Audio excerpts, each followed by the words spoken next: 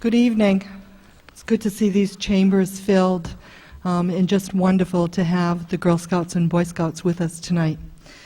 So, first of all, I would like to just say that we're going to follow the rules with the sign in the hallway. If we can all shut off the cell phones. It is 7:31.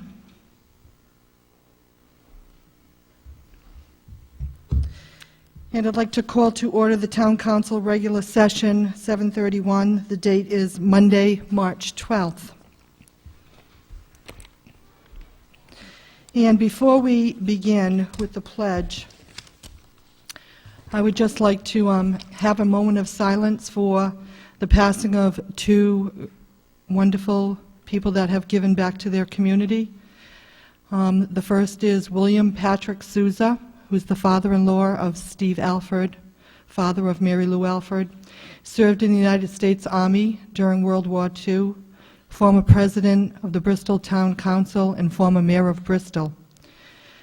He instituted many initiatives for the betterment of our state and lived his life to the fullest and dedicated to his family. And the second one is Margaret Agnes Lawrence. Her vision and leadership and compassion and generosity created change that improved the quality of life throughout the entire Rhode Island community. So please, a moment of silence for two great people who touched the lives of so many.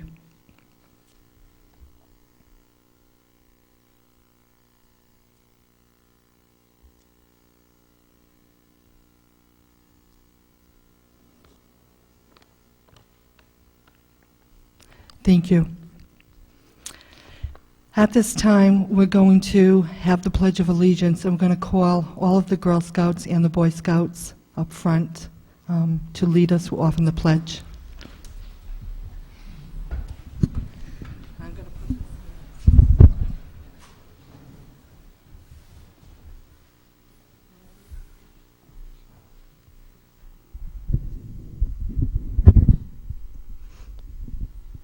I pledge allegiance to the flag of the United States of America and to the republic for which it stands, one nation, under God, indivisible, with liberty and justice for all.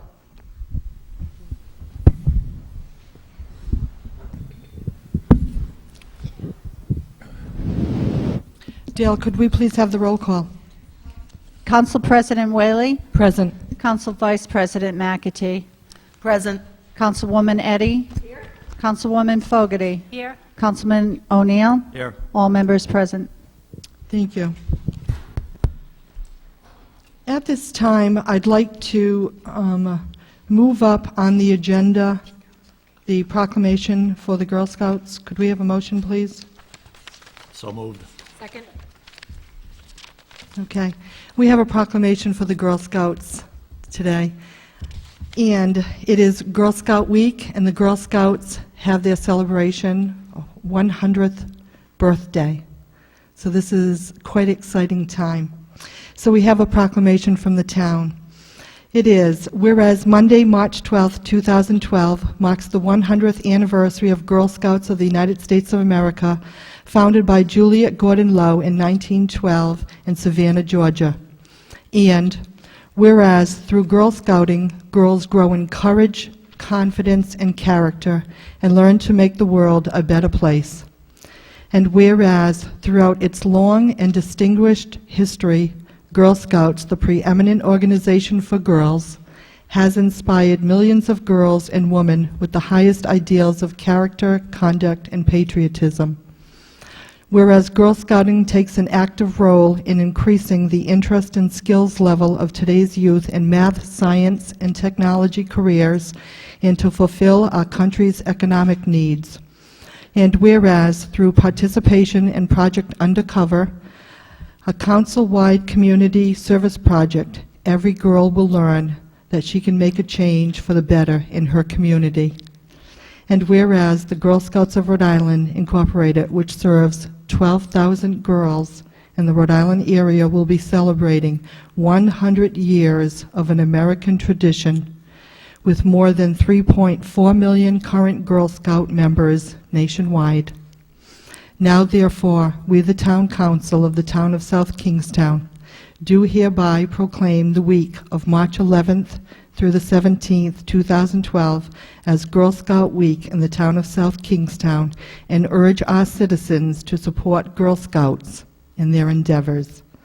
Signed by Town Council President Ella Whaley. So, happy birthday. And who would like to receive the proclamation?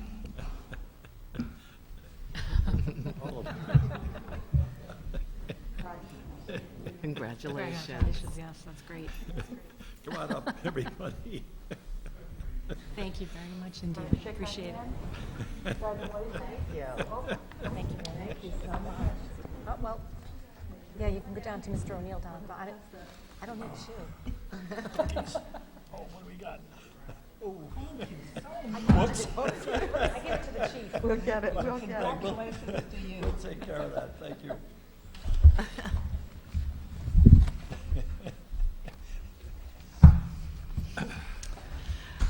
I just want to speak for a minute.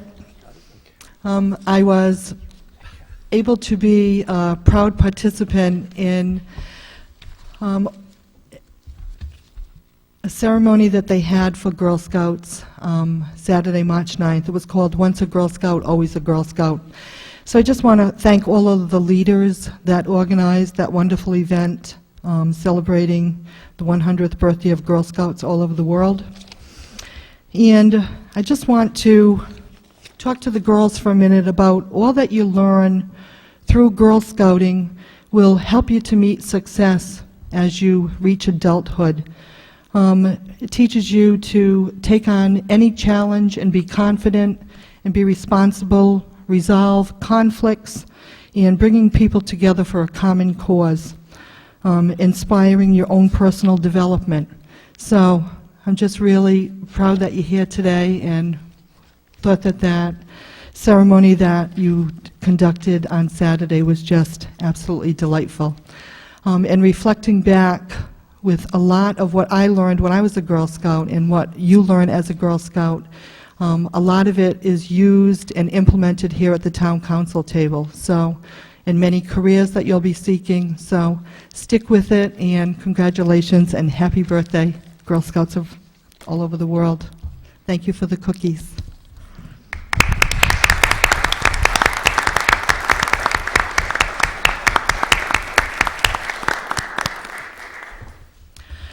We also have 3 Boy Scouts with us tonight who we had an Eagle Court of Honor. I believe it was on March 4th at the South Kingstown Land Trust, where I also attended, and I'm very, very proud of all of the work that's done. So I'm going to just read part of the proclamation, and if Connor, David, and Ryan could come forward. If you maybe want to face the cameras. So these were 3 resolutions. It's whereas Connor Duckworth and David Miller and Ryan Thomas has devoted their time and their energy to complete the requirements of and participate in such a worthwhile organization as the Boy Scouts of America. And then I'll speak about Connor. Whereas he has devoted his time and his energy securing funding and installing a flagpole for the West Kingston Baptist Church located in West Kingston. The project included securing funds to purchase a flagpole and associated materials, siting a location in front of the church's parsonage, excavating and installing the flagpole, providing electrical lighting to illuminate the flagpole, and landscaping around the flagpole. Connor Duckworth's project included 13 scouts and scouters from the Troop 44 in Matunic. And then David Miller. He devoted his time and his energy restoring Rhode Island Historic Cemetery, number RD 0229, located in Richmond, Rhode Island. Along Rhode Island's north-south trail, the Jarvis Kenyon Family Cemetery has been overgrown for years, and the picket fence and gates had seriously deteriorated. David Miller organized 20 scouts and scouters from Troop 44 Matunic to remove the forest debris and overgrowth in the cemetery and restore and preserve the fence around the cemetery and assembly and installed 2 stone benches for hikers along the trail. And Ryan Thomas devoted his time and energy working with the South County Conservancy in Charlestown, Rhode Island, assembled and installed a memorial bench for a Charlestown Land Trust benefactor, serviced and improved existing trails, and rebuilt fallen stone walls. The project, which involved 18 scouts and scouters from Troop 44 Matunic, took place at the South County Conservancy's Mill Pond Preserve property. And whereas they have attained the highest rank in scouting by becoming an Eagle Scout, bringing pride to themselves and the honor to their Matunic Scout Troop number 44, their family, and to their community, may this be a preview of their future dedication to a purpose and service to pursue until they accomplish the goals they are seeking. Now, therefore, we, the Town Council of the Town of South Kingstown, do hereby extend our congratulations for a job well done and best wishes for success in all future endeavors. Thank you.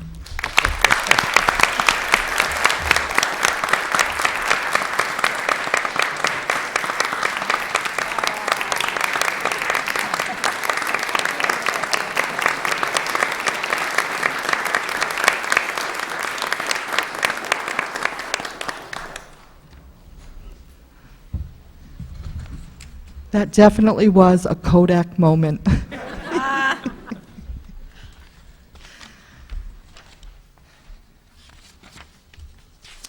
At this time, I'm going to move on to approval of the minutes of previous meetings. We have the work session February 27th and February 29th.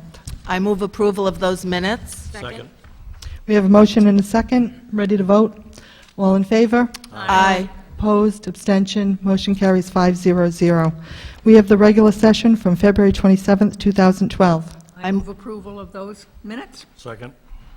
We have motion and a second. All in favor? Aye. Opposed, abstention, motion carries 500. Thank you. Bye-bye. Give him a minute, Ella, just to... Anybody want to trade cookies? I think we all got short. We all got the shortbread, the short... This is my 16th box. So we wouldn't fight.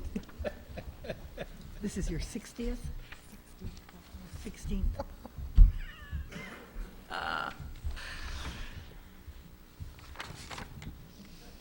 Okay. So we have approved the work session and the regular session. Would anybody like, any council member like anything removed from the consent agenda? No, hearing none, I make a motion to approve the consent agenda. Second. Ready to vote? All in favor? Aye. Opposed, abstention, motion carries 500. Thank you. Next, we come to licenses. This is a resolution granting a victualling license to Dave's Coffee, LLC, 396 Main Street, Wakefield, Rhode Island, subject to approval by the Fire Chief and Communications Superintendent. Application by David Lanning, 4 Oxford Street, Westerly, Rhode Island, and this is a new license.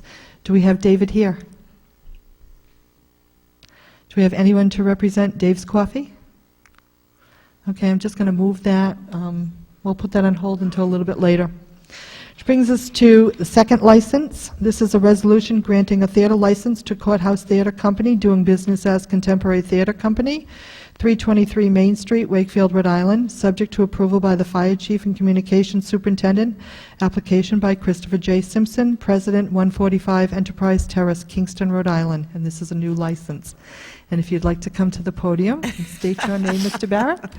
Last time Welcome. it was over there. I am not Christopher J. Simpson. I'm Chris Barrett. I am the business manager for the theater company, and I'm here to answer any questions you may have. We are, as you probably know, applying for a license to open a theater along Main Street, right in the middle of downtown.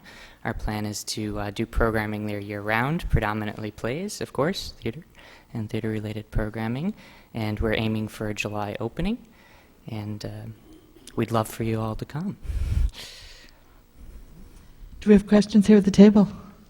Polly? Chris, you said you do new plays. Where do you get the new plays from? Some of them we write. We commission our company members to write, and some of them we purchase, for lack of a better term. They're out on the market. The first play we're doing is He Dead?, which is actually by Mark Twain, who we don't know personally, but we think is a good guy. So. It's a new play to you.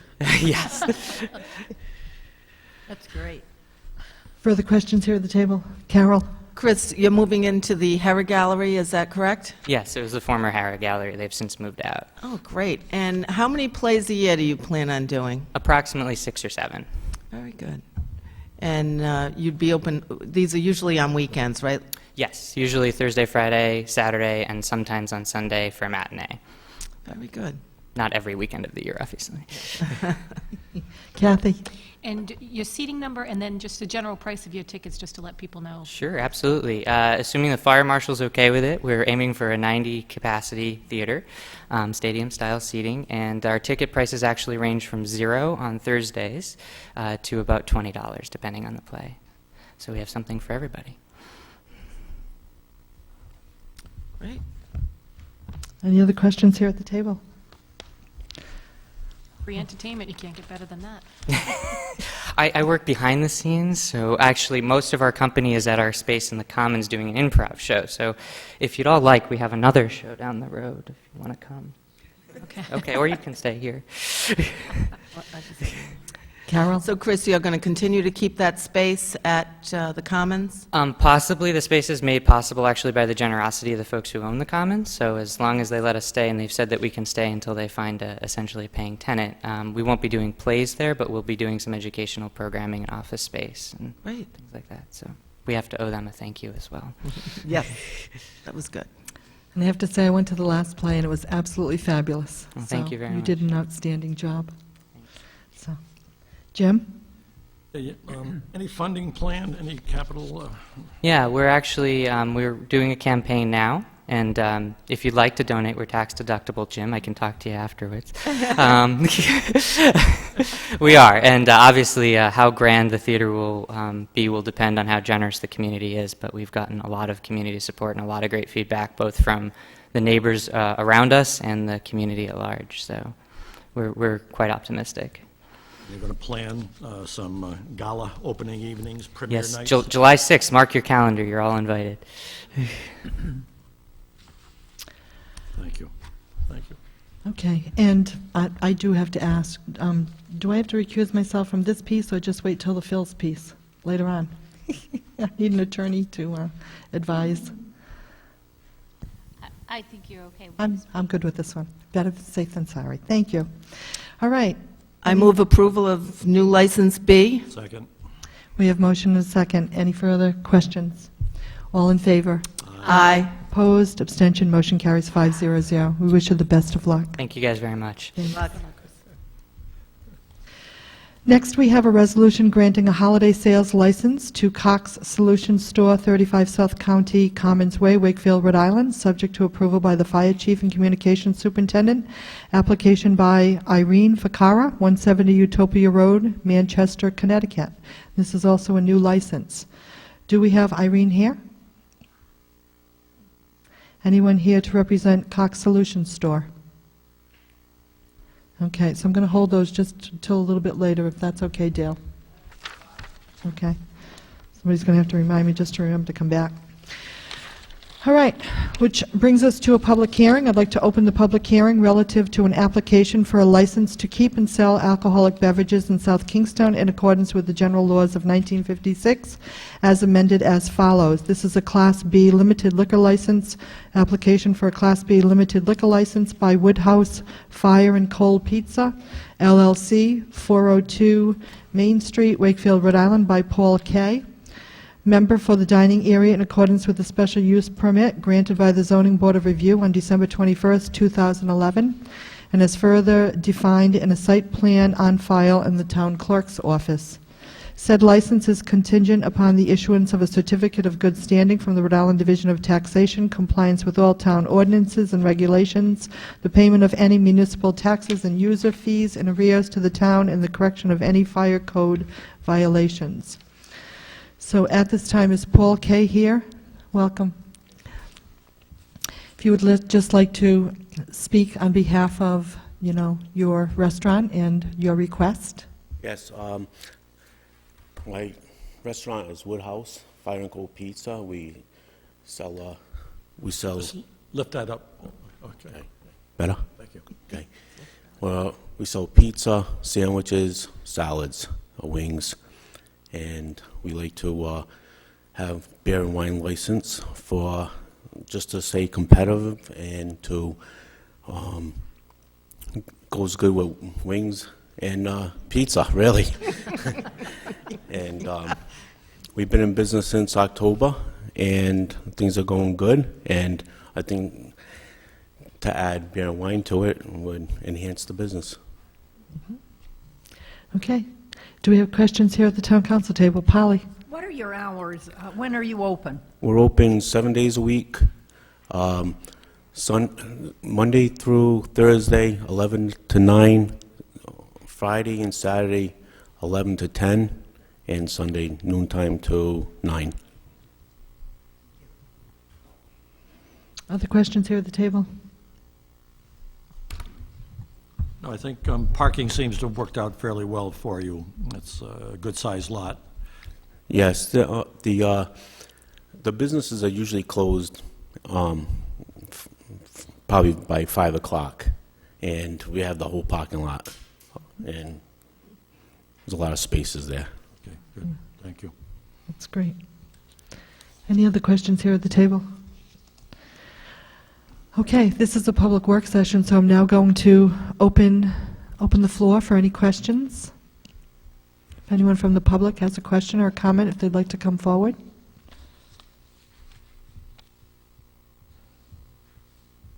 Okay, seeing none. I move we close the public hearing. Second. Do we have a second? We have a second? Second. All in favor? Aye. Opposed, abstention? Okay, the public hearing is closed. And we'll come back. We're going to move on to public hearing B, and then we're going to move to new business item 13A, and then we're going to come back to a motion to grant. So let us get through the process here. Okay? So we'll just ask you to wait patiently, Paul, all right?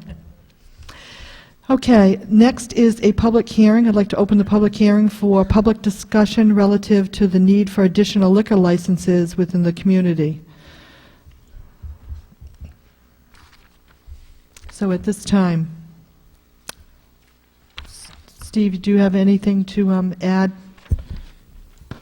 The public hearing that's been opened is at the direct requirement of the council's rules of regulating liquor licenses. Prior councils had indicated that there was a need to be able to ask the general public if they had concerns over the expansion of the number of licenses that were available within the community without specifically having to deal with a specific applicant. So that process was put into place and has remained in place for many years. And it does provide the public, if there is concerns, either in the general area where liquor licenses have been issued, or if there was police concerns as far as the number of licenses that were available or being considered to be expanded upon, it would provide that type of an opportunity. So that's the necessity for the meeting, for the public hearing, and to provide the public with that access. Okay, so before I open it to questions from the public, do we have any questions here at the town council table? At this time, I'm going to again open the podium, the microphone, for anyone who would like to come and speak in this public hearing.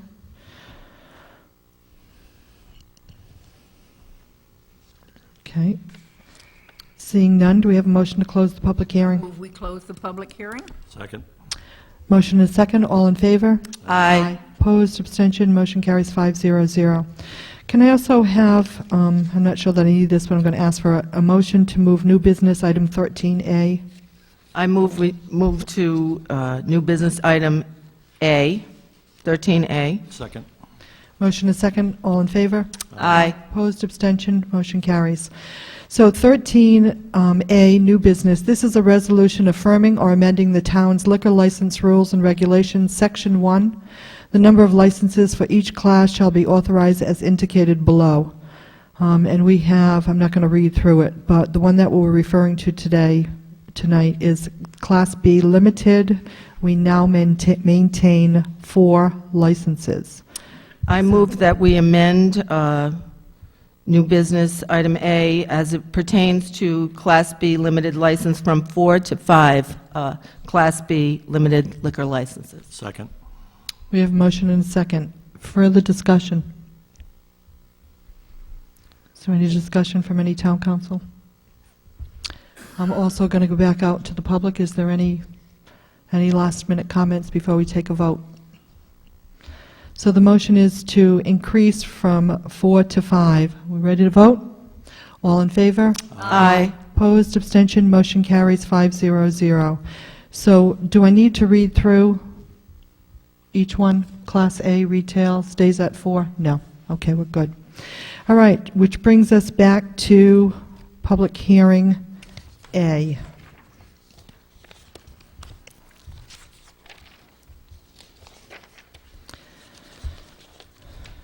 Ian, do I have a motion? I move Polly. we approve a license B limited, and the said license is contingent upon the issuance of a certificate of good standing from the Rhode Island Division of Taxation, compliance with all town ordinances and regulations, the payment of any municipal taxes and users' fees in arrears to the town, and the correction of any fire code violations. Second. We have motion and second. Any further discussion? All those in favor? Aye. Opposed, abstention, motion carries 500. Congratulations, Paul. Thank you. Okay, and all of the communication items, A, B, they're all consent agendas, with the exception of, we have one that is communication F. This is a communication dated March 7th, 2012, from Clay Johnson, Chair of the Southern Rhode Island Chamber of Commerce, withdrawing their request for a property tax exemption, asking that the vote granting their request be rescinded, and requesting a funding contribution of $7,000. It was received, placed on file, and the town council further directs. I guess Jim and then Polly. Ella, what I'd like to do here is forward this communication to Thursday, March 15th for our budget work session here at the Town Council Chambers. That's March 15th, 2012. Okay, and place it on file? Second. Okay. Polly? My question is the one I asked at the work session. I just want to be certain. If we approve of this tonight, it does not mean that we are automatically giving them $7,000. No, we will place this on Discuss file that. and discuss it on March 15th, which is Thursday, the budget session, Thank which is, you. I think, what we agreed to. Thank you. Okay, so we have a motion and a second. Any further discussion? All those in favor? Aye. Opposed, abstention, motion carries. So we will be talking about that on Thursday. Which brings us to comments from interested citizens. This is, again, a time for the public to come forward and speak. Welcome, Representative Tanzi. Thank you. Good evening. I noticed that there was a sign on my way in about a cell phone ban, and I was wondering how this came about. I don't recall there being any notification of a hearing or any public comment on this process, and I know that I'm sitting here with my phone on because I have a husband who's on call who is sitting at home, and if he were to be called, I would have to leave. So I'm just wondering what the genesis of this new proposal or this new rule, it's not a proposal, is, and how I can function without being in violation of it. And I don't know if Steve wants to address it again. The same question was asked at the last town council meeting. So, Okay. Steve, do you want to reiterate what you said again? I think the initial request to the council came from a resident that had attended several meetings and believed that she was adversely impacted by radio waves from the various electronic devices that were in the town hall. and specifically at the council meeting. At that point, the council agreed that if in fact she felt that this was adversely affecting her ability to attend and participate in the meeting, that they would provide for the prohibition for the use of the electronic devices. I think that the sign that's been placed should probably be amended. I think that what we should look at is that if there is somebody who feels personally aggrieved by that, we should request everybody to shut off the electronic devices. But I think that what we could also do is, in the absence of anybody who's objecting to phones being active, just to simply ask that they be silenced. Because I do think it is distracting in a facility like this or a meeting like this for the phones to be ringing. But if they're on vibrate, I think it's certainly something that can be accomplished. And I think the council can take consideration of that. Okay, yeah, so is that going to be a discussion on a future meeting, or what are the next steps for that? I think if they concur with it, I can put that into play for the next meeting. Okay, very good, thank you. And I just have a question piggybacking on. So Sure. would that have a need for a public hearing, as Representative Tansey, and it's probably a legal question? I mean, that sign has been in. There really is in no effect. direct council policy that's been set on it. We'll just revise it. I think that it is, we can restructure the phones to, the message indicate that they should be on vibrate and silent. So it's a suggestion. Certainly in any court of law, you'll find them confiscating the phones before you They even take walk into the room, so. Oh, they will. Oh, A they little do. different than a They court of do. law, but yes. yeah, no. And is there Wi-Fi in the building in general? I mean, I think I've spoken to some folks who We have have that signs around the sensitivity. building as far as no use of cell phones in the various offices. But is there Wi-Fi in the building There's throughout? no Wi-Fi in this Okay. building, no. There is Wi-Fi, but it's not publicly available. Oh, okay, because that also, I think it's the Wi-Fi specifically that affects people. So if it's the health reason, then maybe we should spend, then we need to investigate what we can do to make it hospitable for that person to come into the building. But, if it is Wi-Fi specific, then I think that needs to be addressed as a whole for the building. But if I can just add as well, we are, in this budget process, we are looking to go paperless here at the table, which would then move us into Wi-Fi here, with protection with firewall, so on and so forth. So we're moving in that direction. Oh, I agree, but you had said that the impetus for it was a person's health issues, and the health issues stem, I've spoken to the woman who I believe you're speaking of, and it is the Wi-Fi specifically that prevents her from attending meetings and going into businesses where they have Wi-Fi. So I just, if that was the reason for With all due respect to the representative, that's not the representation that the lady made the night that she was here at the meeting. Oh, okay. All right, then It was perhaps it's a strictly different cell person. phones. I'm sorry. It was strictly Yeah. cell phones and the, whatever the gadgets are up on the poles that allow you to go wireless with cell phones. Radio frequencies? Okay. And there was also some complaints with being distracted by people, texting back and forth. So just, so we're trying to be respectful of all. Okay, thank you Okay. very much. Thank you. Any further comments from interested citizens?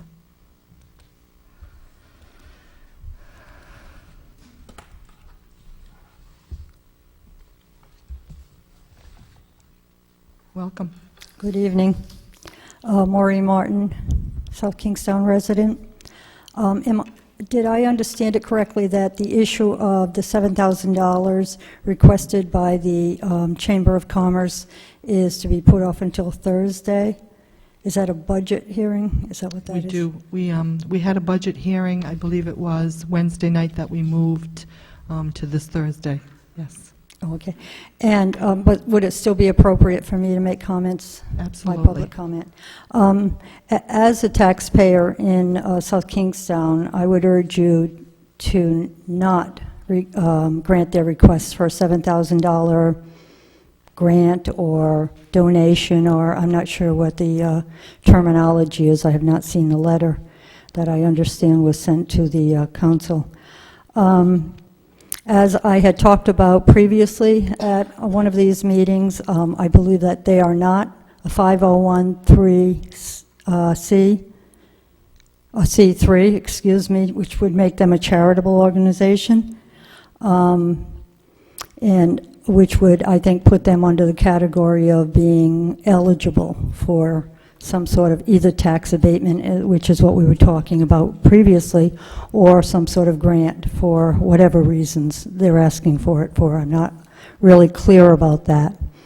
I did go online and find out the latest, on the latest 990 IRS form for the Chamber of Commerce, and it says 2009, but it looks like it's for the period ending 10/31/2010, and I see that the Chamber has claims they have over $219,000 in assets, so it's not as though they're going broke or anything. It's a sizable amount.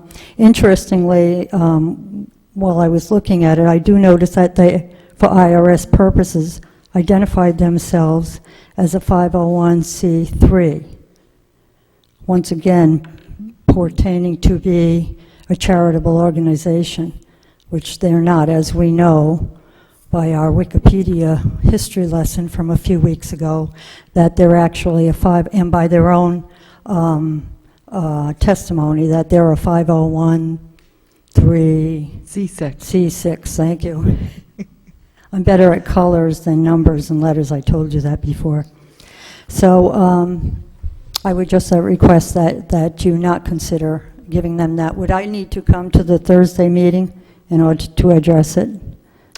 If you would so desire, I mean, but your comments have definitely, we've listened to. And this 219,000, this is the local chamber versus the state? Yes. And they, It's this the South Kingstown Chamber of 501(c)(3), Commerce. It's the local as well as you're referring to, not the state. Yes, I'd be glad to leave this for you if you'd like. That would be good. Okay. Thank you. Thank you. Thank you. Other comments from interested citizens?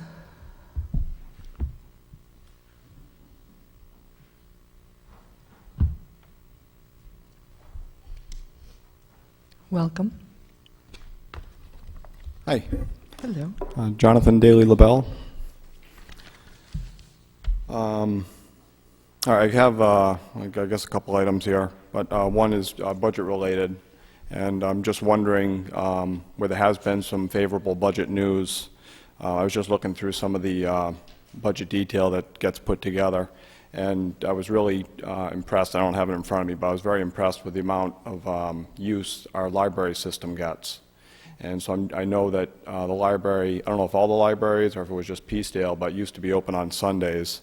And I know with, budget really got tight, looking for everything. That was one of the things where to say, let's close the libraries on Sunday. And I'm just wondering, I'm asking, not for an answer tonight, but I'm asking that you would consider through this process to find out what that cost would be to reopen the libraries on Sunday. I think it is a public need. It's a real public service that a lot of people take advantage of and enjoy. So if you'd maybe look into that and consider it, that'd be great. If I can just respond to Jonathan, I think it was Carol that brought the question up when we had our budget deliberations the other day, and asked Shirley Long, so I don't know if you want to speak to that or not, with having the library open on Sunday and some of the user patronage was down a little bit. Yeah, she when I asked her the question about whether library use was down due to the closing on Sunday, she didn't feel it was, and many of the uses were pretty much stable with the year before, so, Yeah, I'm just wondering if it's a lost opportunity. I agree, it would be nice if they could be open on Sunday, but...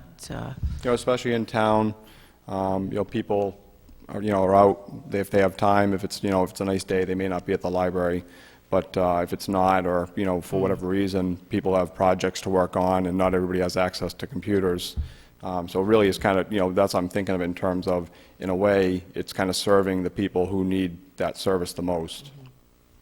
So Steve, if we can maybe talk about that on Thursday, like what would the dollar amount be, to keep the library open, or at least maybe one of them open on Sunday? So maybe we can talk about that on Thursday as well.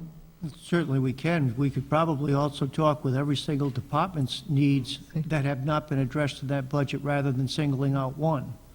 I'm certainly not opposed to libraries being open on Sunday, but when we look at a budget, we should be looking at the holistic service needs of the community rather than picking and choosing. Once you get into that avenue, we're going to have difficulty.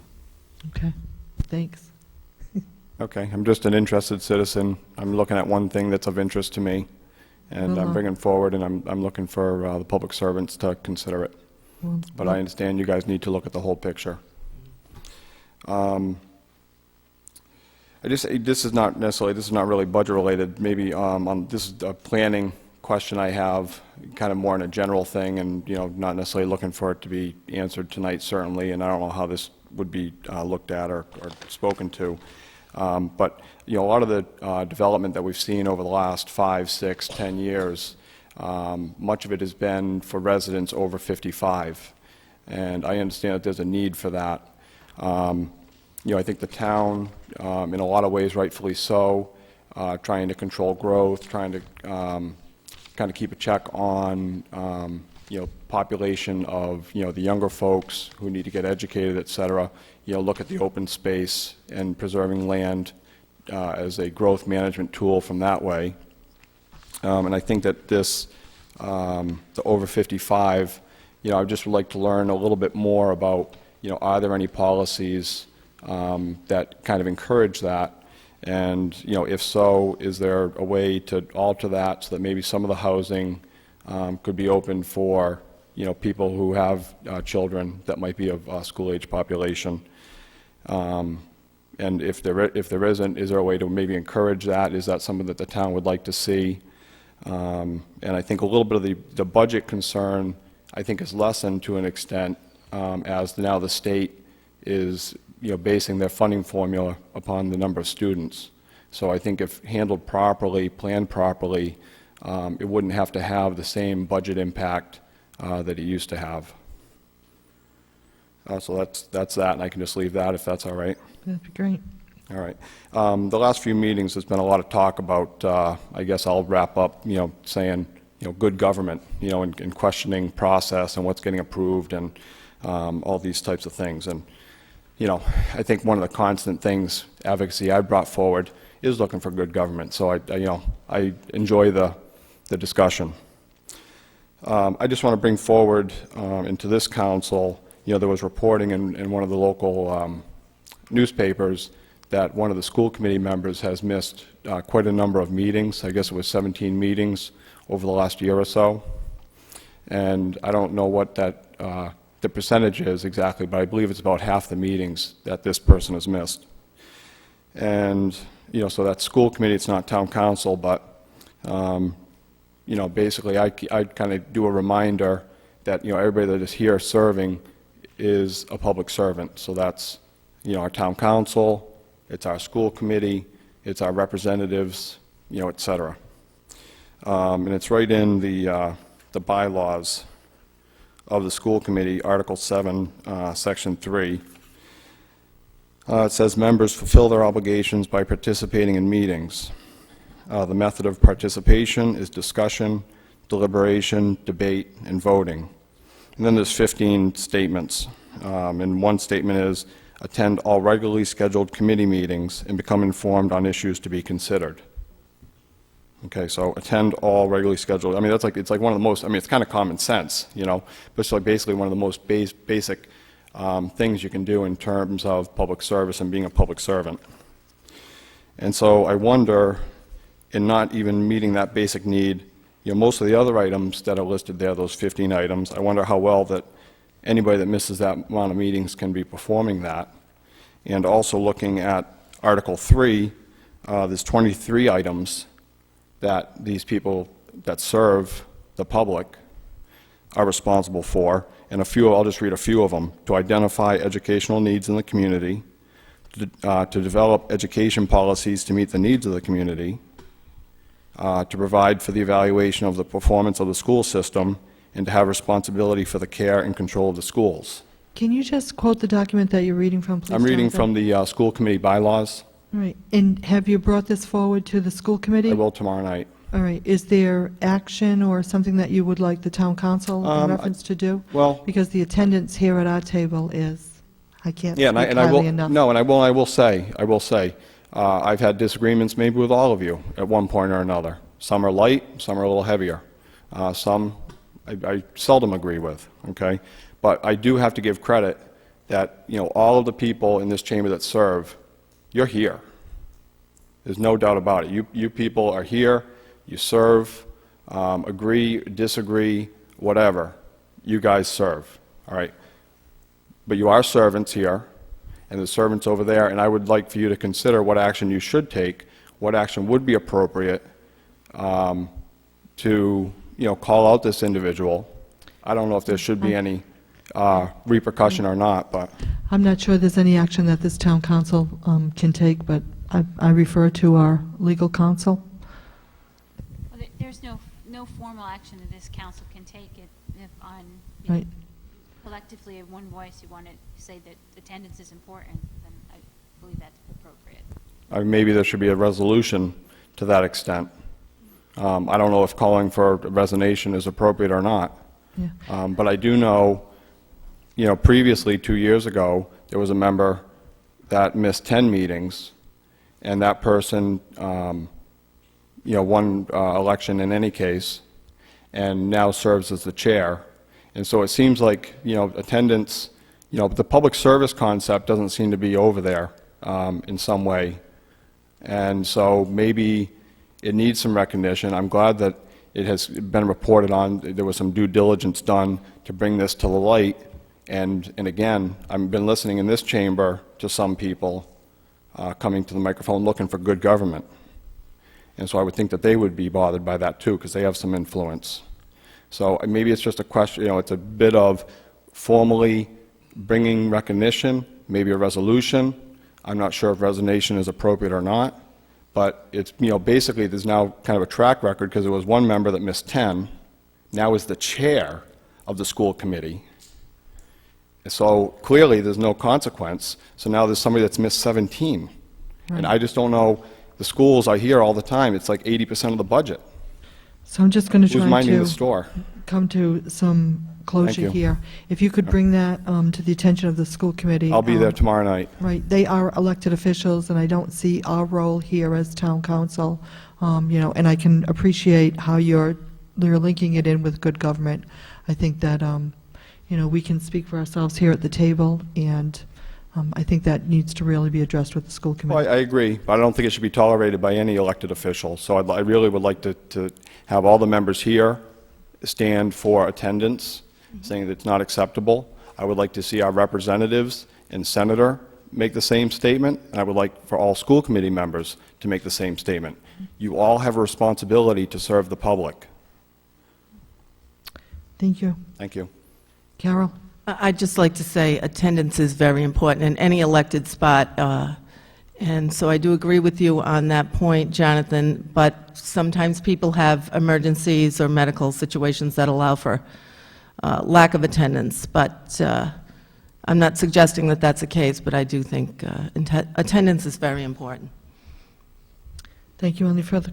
Yeah, just the report said, and this person can speak for himself, and of course, medical, emergency, this is not what I'm talking Right. about, okay? The report said, it was, family, and I get it. Family's important. So I'm not saying, hey, that's not what I'm saying. So to say family is important? Of course it is. But you guys are here all the time. Are you saying that you people that are here all the time serving the town of South Kingstown don't think that family is important? I don't think so. I know you people, and I believe in all of you in that way. Okay? Ask my So- family, they'll tell you. Yeah. So there's family, and then the other reason was coaching sports. Okay? Again, that's important. I get it, but yeah, if this is not a case, I just don't want there to be confusion, unless the reporting was not accurate. The reason given was family and sports, and school committee came in third. And of course, if it was a medical situation, it would be different. Thank you. Thank you. Further comments from the public?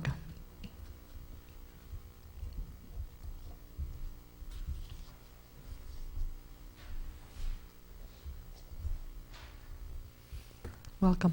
Hi, I'm Deb Bergner, Matunic. I have a few comments and a couple of questions. First, I want to be clear that, to all of you, that I do understand that in the past, the Town Council has given the Chamber of Commerce funding. I understand that that has happened in the past. What I'm making note of now is they've filed organization as a political action committee, which changes the tenure of their request. And since we all know that the Chamber has requested funding in the past, my question that I'm wondering about right now is why the Chamber did not request this funding to meet the December deadline. They're well aware of the deadline, yet they didn't. So I wonder, was it because they had been assured that the tax abatement request would be approved? And now they have withdrawn their request to receive the tax abatement, given the public reaction, and here they are submitting a late request. I'm not sure if any of you on the Town Council are aware that there was an online poll on the South Kingstown Independent, and public opinion did support a proposed ethics complaint against some Town Council members. The question asked was, do you support a proposed ethics complaint against some South Kingstown Town Council members? And overwhelmingly, 83% said yes. A small 17% said no. And I believe that that poll and subsequent negative reactions by the public to the assertion of the Town Council majority that the Chamber is a charity, which it clearly is not, may be the reason that the Chamber has withdrawn its request and is now hoping to get $7,000 in funding. Some of the facts that have surfaced at that meeting and subsequently have been eye-opening to the public. Clearly, many people did not know that the Chamber holds two fundraisers in which they take 50% of the profits. No one I have ever spoken to has told me that is a fundraiser. And now, with this late addition to the agenda, I feel that there is a rush to push forward this request without the public's awareness, and that this request raises further concerns about the ethical conduct of certain Town Council members. So my questions are, may I ask how the Chamber request got on the Town Council agenda so quickly? And may I have a copy of any correspondence regarding the placement of this item on tonight's agenda? I'm sorry, I got the first one. Could you repeat the second one, please? May I have a copy of any correspondence regarding the placement of this item on tonight's agenda? Okay, I'm going to ask Steve to address a question about the December 15th or the December deadline, because I think that's inaccurate information. If you could address that, clarify some facts, please. The December 15th deadline, I think that Deb's talking about, is for applying for a pilot agreement. It's not, there's no December 15th date as far as request for appropriation in the municipal budget. Obviously, I request agencies to give me funding requests so that I can get my budget out by March 1st. However, the public, with the comments that they want, can look to have the council amend that budget all the way up till it's finally adopted on April 30th. So if you're asking about the travel of the most recent letter, the most recent letter was received on March 7th, Wednesday. It was not placed on the preliminary agenda that was posted. The reason it wasn't is that I was not in the office. On Friday morning, when I returned to the office, I wanted that letter to be placed on the agenda based on the request of the council president that it be placed there, and because having it placed on there would also provide for appropriate discussion during the budget work session on Thursday, which deals with support for outside agencies. Okay. The preliminary budget that is to be adopted by the council on the 19th, 18th of the Monday of next week, my belief was that there needed to be discussion if there were going to be changes in my budget, either on Thursday or on Monday, so that the preliminary budget could be adopted appropriately. If there were going to be changes made as far as the chamber was concerned, my concern was to make sure that any decisions that the council was going to make would provide ample opportunity for public reaction, rather than to see that type of an action taken in the last step, because there needs to be those types of discussions. So that's the reason it appeared as an amended agenda. It was submitted in appropriate time, and it was received by the town. It did not get on there because for one day I wasn't here. Understood. And if I can just piggyback on that, usually the deadline is Thursday at noontime. So this was, usually that's what we usually do.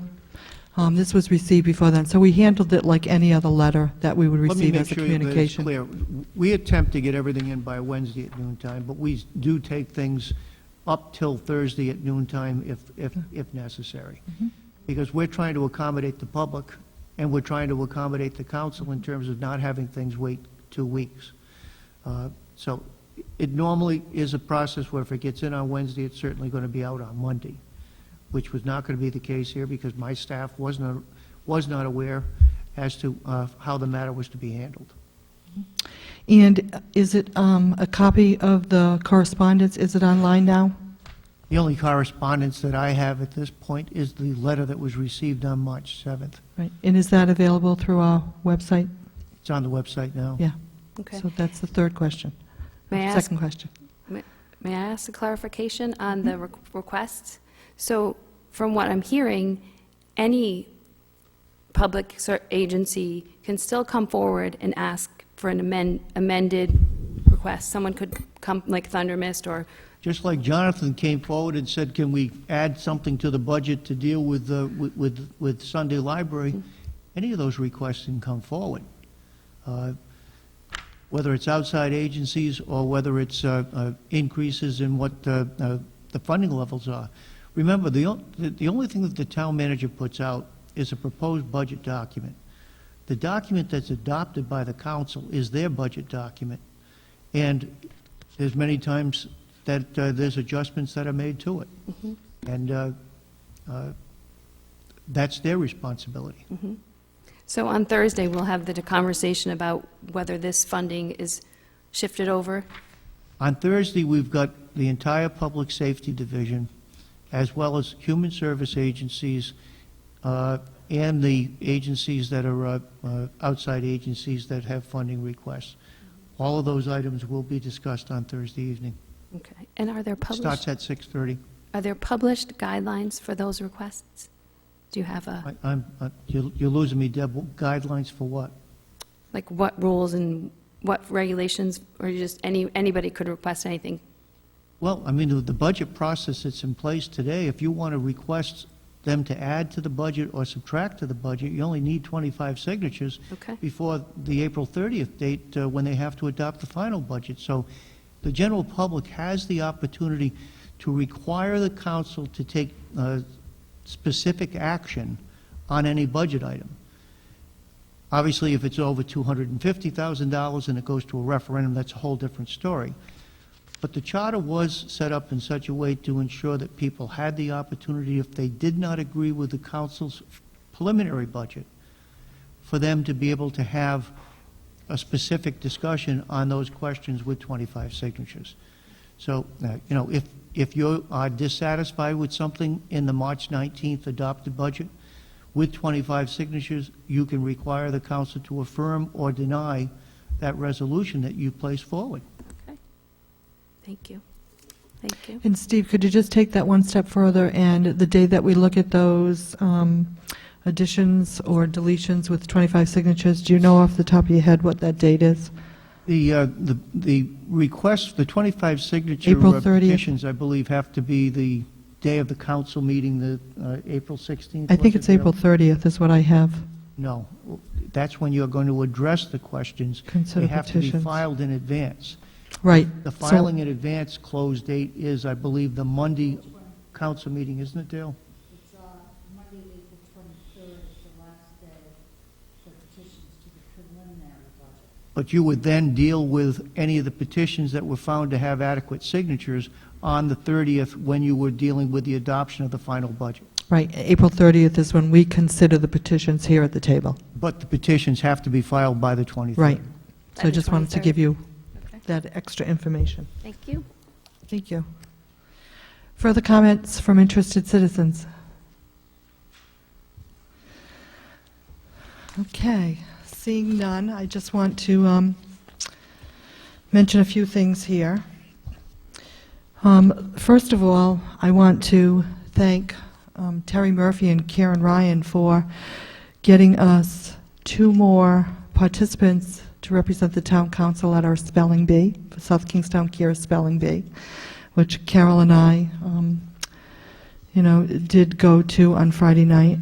And the 2 people that we want to thank in the center is Pat Baglieri. She's works at the center or a volunteer, and we had a phenomenal speller as part of our team, and I just want to acknowledge her. Her name is Mary Keene, and next year's group, everybody wants Mary on their team because, let me tell you, She carried us, she really did. They all want to know where we got her. Yep. And then I also want to congratulate the South Kingstown School Committee because they were the winners of the spelling bee. So not only do they do educational stuff, they lived it on Friday night. I've already talked about the Eagle Court of Honor, and I just want to mention the Rhode Island Economic Development Corporation when the governor was here on March 2nd over at the Palisades Mills. And thank you to Eric Thunberg for giving us that space to have that available. And there was one other, and then the Girl Scouts. I can't speak highly about, what the Scouts in this town have done.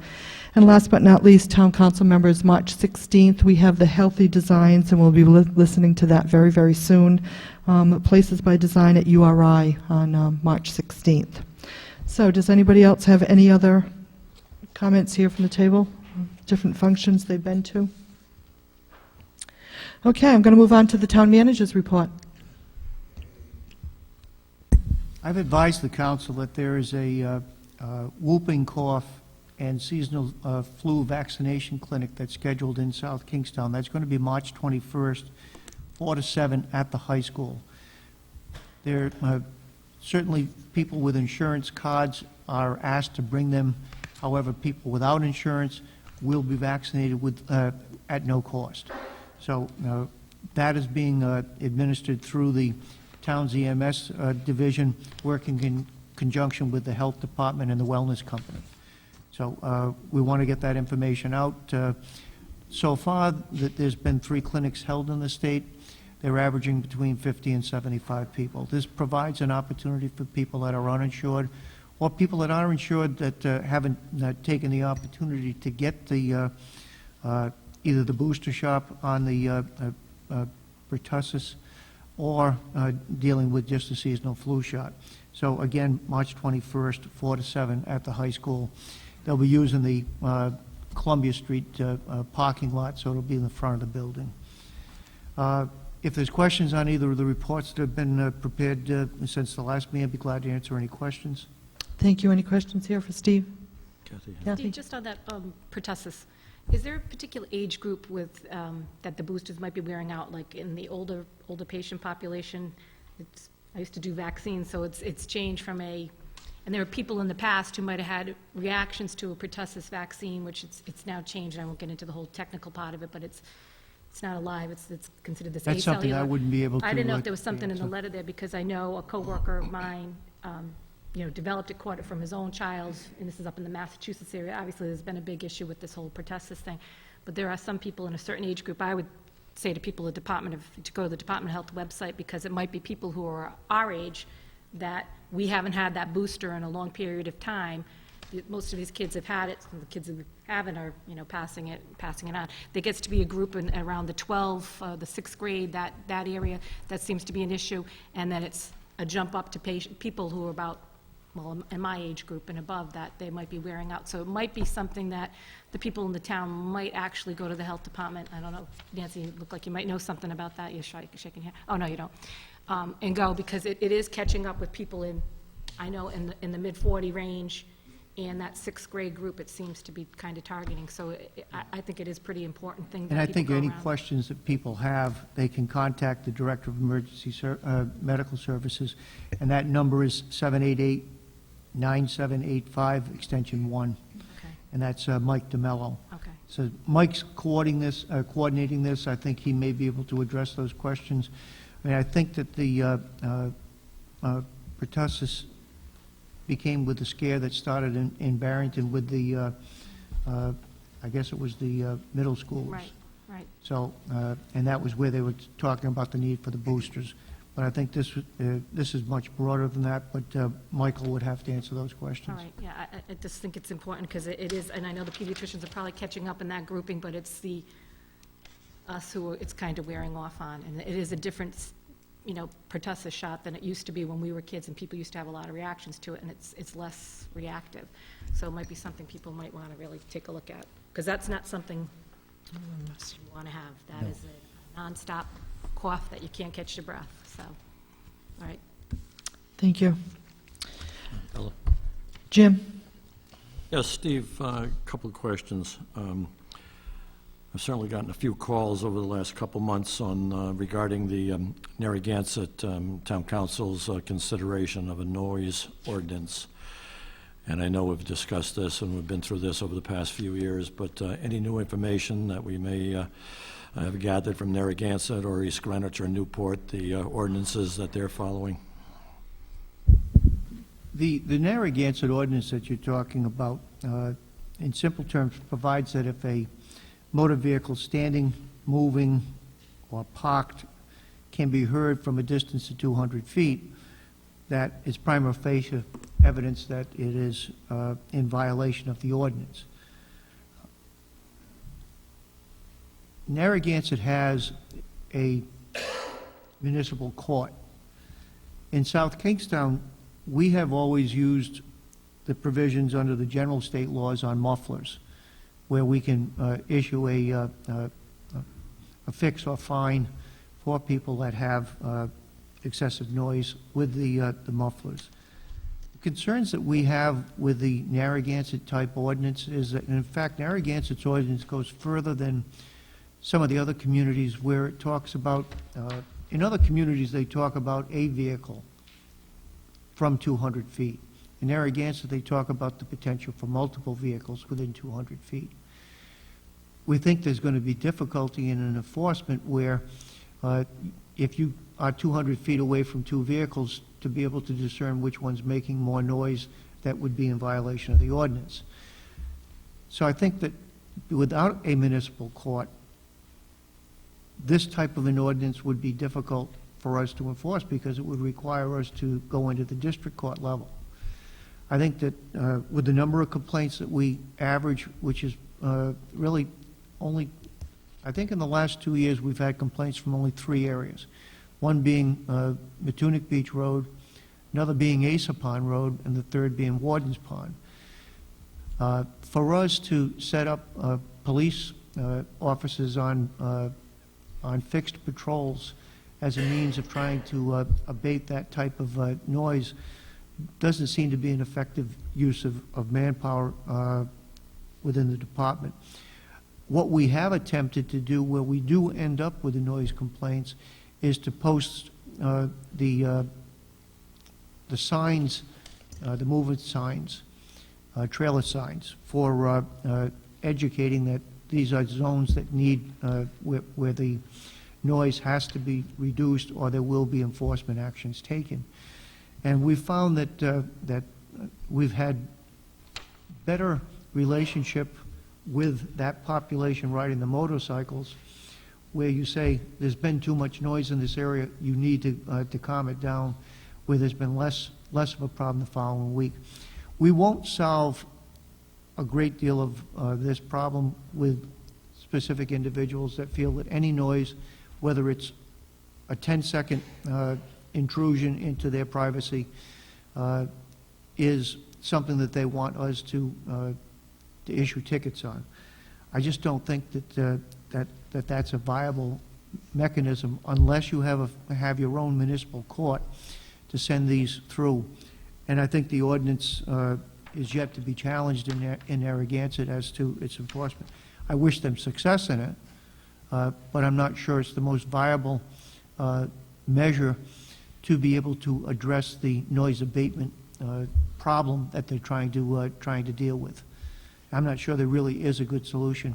You know, under the Muffler Act that deals with the state, anything that's been altered on a muffler on a motorcycle is in fact a violation of state law. So if we've got a very loud motorcycle, it normally is with a second market installation, and we can issue those tickets through the state law without the local ordinance being necessary. Do we have enough of those signs or the LED motion signs that we see on the sides of highways and roads?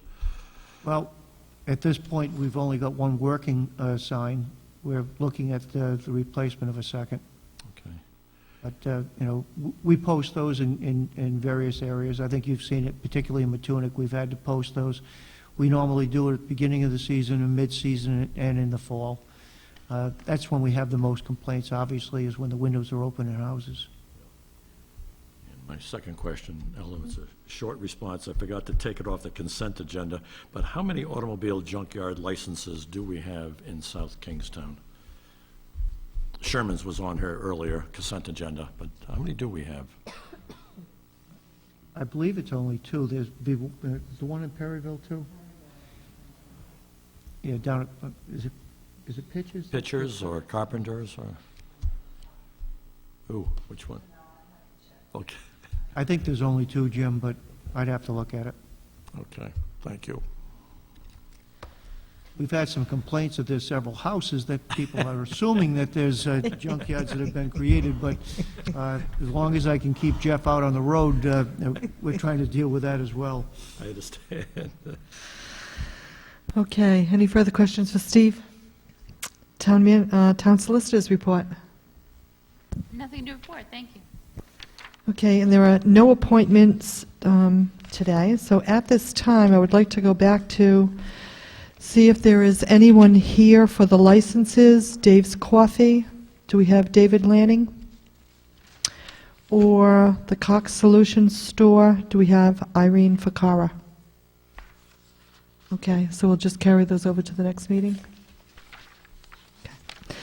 All right, which brings us to, I believe, it is our presentation on the Healthy Designs. This is new business item F. This is a presentation of the report entitled South Kingstown Designing a Healthier Community. And Vin Murray's going to take it from here. Good evening. We're going to have a short PowerPoint to accompany the bureaucratic speak that I'm well known for, but we also have other speakers so that to vary the stimulus, as they used to say from my teaching days many years ago. So, if we can just introduce Beth. I'm going to do all that. Beth is our cruise director, actually, Beth Ferry. So, I think we need to. We'll shut the lights. That's good.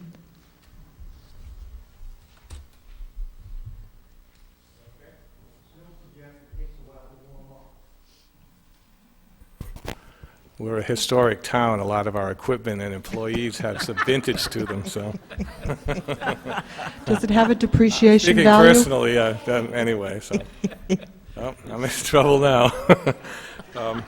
Anyway, this is the Healthy Places by Design project report we're presenting. We've presented a preliminary version of this to the Planning Board recently on the 28th, and they had enthusiastically accepted it and recommended it favorably to the Town Council.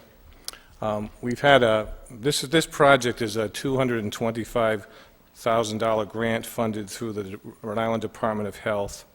And the program began last August and will conclude in formal aspect at the end of April, basically. Healthy Places by Design is a pilot of the Rhode Island Department of Health, which explores and examines the linkages between the built and regulatory environment and community health. South Kingstown is one of 3 Rhode Island communities that is piloting this. Pawtucket and North Kingstown are the other 2. I would say the Department of Health has been a very supportive and flexible partner in this effort. They've learned along with us, because kind of new ground, we really, in terms of town grants, we've mostly dealt with other agencies other than health, so our getting to know one another was good. It was interesting, and they have been really terrific, actually, during this.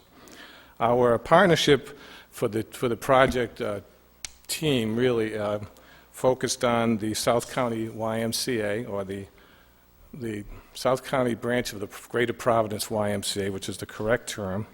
And they are our community-based organizational partner. And from the Y, we had Kathy Crow, the executive director, Melissa Walsh, Martha Matchnick, and Beth Very, who's our designated flicker tonight for the PowerPoint. They've really been an incredible partner, and the collaboration forged from this project, I really think, will extend well beyond this singular effort. The Y staff are great meeting facilitators, tremendous actually, and Beth Very has been she calls herself the cruise director. She's been in charge of community outreach, and she's done a wonderful job with that. The Y, they brought effective energy and enthusiasm to this project at a very, very high level. It's been really an interesting experience all the way through, a lot of work, but fun as well. So I'd also like to acknowledge the work of our program project planner, Doug McLean, who's going to be speaking as well tonight, who's really done a yeoman work in this program. And a couple of, some town departments have really stepped forward, particularly Parks and Recreation. We've also had good support from the police department, particularly Captain Allen, and senior services as well. Other project partners of note would include Grow Smart Rhode Island, who sponsored 4 workshops for this project early on, the Johnny Cake Center, and Thundermouth Health Services. And I would add, we also had significant participation from the University of Rhode Island. The project mission is noted on the slide, and it really seeks to strengthen land use, transportation, and urban design policies and local ordinances that support health as it relates to physical activity and healthy eating in the community. The project really provides a unique way to look at the traditional planning model. At first blush, planning and health might seem to be separate paradigms, but as we proceeded with the program, the connections and opportunities presented were very apparent, and they became more so, and these provide exciting opportunities for the community moving forward. I'd say further, the model for Healthy Places by Design really is a perfect fit for the town's overall planning philosophy involving village planning, preservation of place, growth management, open space preservation, environmental advocacy, and our agricultural heritage. The project has been characterized by, process-wise, by an extensive effort to engage the community in a variety of ways and fashions. That would include a healthy community survey, a community healthy living index evaluations, which were performed by the Y with a variety of different groups in the community. The workshops I mentioned by Grow Smart, key stakeholder interviews in the community, the Community Health Summit that we conducted over a week's time and in November, just before Thanksgiving. That was our Project Charette, which really made a strong effort to meet the public, gain their input, loop back, and just generate ideas about health and thematic things that emerged from the program itself. We also had follow-up workshops, bicycle and pedestrian audits, and the development and the emerging development of Healthy Places working groups and special events that we'll have that will kind of conclude the process or build on the momentum. We engaged the community, and the community engaged us back. More than 500 people participated in this program to this point, which is a pretty amazing amount of consistent participation from all levels and aspects of the community. The project really is a unique and energizing experience for the planning function in the town. I think it's a tremendously positive program for the town, and we've learned a great deal from the outreach and interaction with project participants. I certainly believe the results of HPBD will provide great benefits to the health of our community, and this program places South Kingstown on the cutting edge of an effort for the state of Rhode Island and our sister communities as well. Kathy Crow, the Executive Director of the South County branch of the Greater Providence YMCA, will walk us through some of the basic recommendations on the 4 thematic areas that emerged from the grassroots process that is Healthy Places by Design. Kathy will be followed by Doug McLean, who will talk about some of the next steps in implementation, to do some implementation relative to the project recommendations and maintain the positive momentum we've achieved. The team will then be pleased to discuss the specifics of the project report, and any questions or comments the council or those in attendance may have. And so I'll be back to the mic after Kathy Crow talks about the project recommendations. Thank you, Vin, and good evening.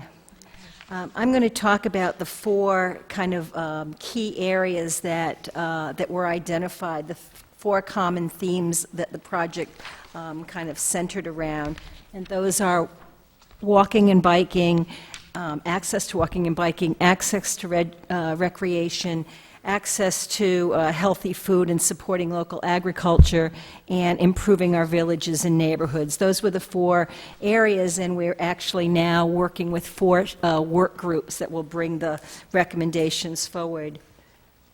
Good night, guys. Thanks. Congratulations. Gotta love Eagle Scouts. That's just amazing. So the first of those recommendations, the first category, just a couple of goals. I know that you received the draft of the report, and I'm not going to stand here and read it all to you, but I do want to elaborate on the slides just a little bit. So we have 2 goals in this area of walking and biking, the first of which is to increase safety and connectivity of pedestrian and bicycle networks, and there's several recommendations within that. Just to talk about a few. One of the things that came out is the lack of awareness of the bike path, and people know it's there but aren't sure kind of how to access it, where to park, all of those kinds of things. And so the YMCA, in partnership, one of the nice things that's come out of this from my perspective is a relationship, an enhanced relationship with the town, and specifically with the town rec department. And so together we are hosting a bike day at the YMCA on April 14th on a Saturday, and we're doing that in partnership with the town rec department, the Friends of O'Neill Bike Path, local bicycle shops, and the South Kingstown Police and other community partners. We're going to have a bicycle recycle program, a helmet giveaway, raffle off some bikes, take people on tours of the bike path, short ones, longer ones, and pass out bike maps, and really get people familiar. We're really excited about the idea of the bicycle recycle and whatever bikes are left over at the end of the day. So we're encouraging people to bring bikes, and any children's bikes that are left over at the end of the day, we will be bringing to the Department for Children, Youth, and Families for their foster kids. They're newly located in the town. So we're excited about all of that. Another recommendation is to evaluate pedestrian conditions, and as Vin mentioned, we did have a walk audit and a bike audit as part of this project, and the recommendation is to continue that process and kind of do that every year to see where improvements, enhancements maintenance needs to occur on the bike path and on sidewalks and connections. One of the recommendations is to increase pedestrian safety and connectivity in village areas through the consideration of various traffic calming and street crossing improvements on state right-of-ways such as bulb outs or mid-crossing signage or refuge islands and some of those things, but also to consider striping, signage, and non-structural treatments for town roads where appropriate. So we'll be looking at that. Some of this work really will require some ongoing continuing assessment and prioritization.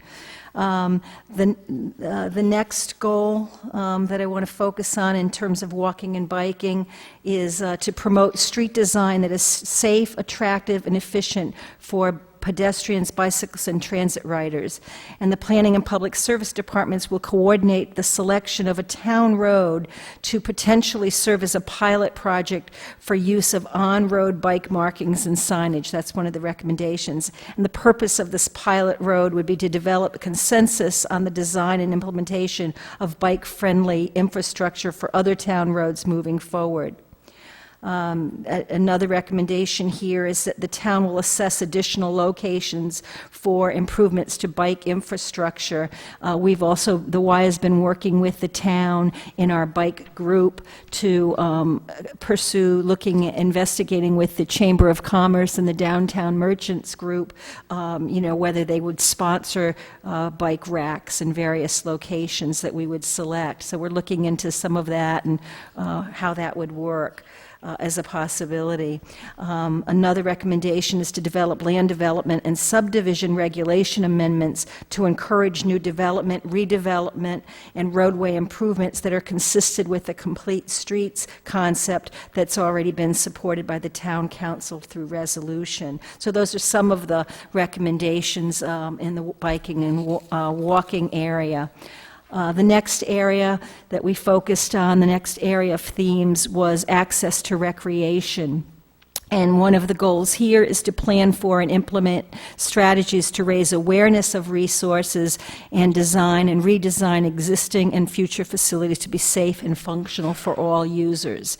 So again, we're going to be assessing the gaps in the network, where are there gaps for various ages or, within certain of the recreational facilities. Another one is to let people know, because a lot of the issues that we heard were awareness. People would sit in these meetings, these big public meetings, and they would learn new information. Oh, I didn't know that, I didn't know that. And one of the areas that they didn't know was that both the Guild of the Town Rec programs and the YMCA have scholarships. We give out quite a bit in financial aid every year. So we know we need to do a better job of getting that word out and to increase the awareness. Another recommendation is to amend existing comprehensive community plan language to further support the ongoing process of assessing and improving programming for existing rec facilities, and to promote existing and create additional recreation programs for teens and older children. Those were just some of the recommendations in that area. The next area that we focused on was access to healthy foods. And one of the goals there was to maintain and expand allocations for agricultural lands and agricultural uses within the community.